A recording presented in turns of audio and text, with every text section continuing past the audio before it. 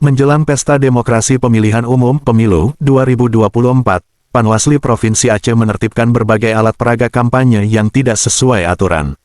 Hal itu disampaikan Ketua Panwasli Aceh, Agus Syahputra, dalam rapat koordinasi di Aula Sekretariat Panwasli Provinsi Aceh, Selasa tanggal 24 Oktober tahun 2023.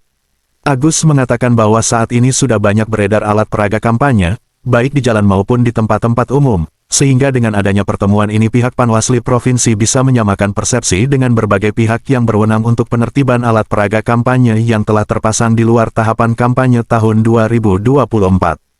Kita juga sudah mengimbau secara lisan dan tertulis kepada parpol peserta pemilu 2024, yang dianggap melanggar aturan, agar menertibkan alat peraga kampanye secara mandiri, sebelum diambil tindakan penertiban oleh pihak yang berwenang, kata Agus, dilansir dari media KBA.one.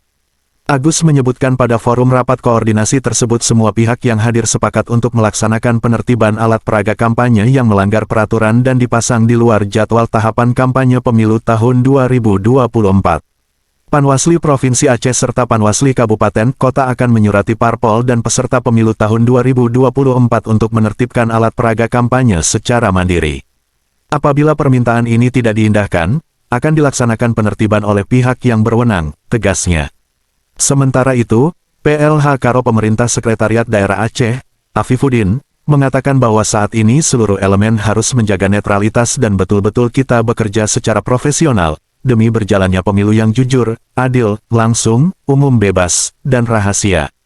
Negara sudah mengeluarkan biaya yang begitu banyak, dan sangat disayangkan apabila pesta demokrasi ini berjalan dengan tidak baik, ucapnya.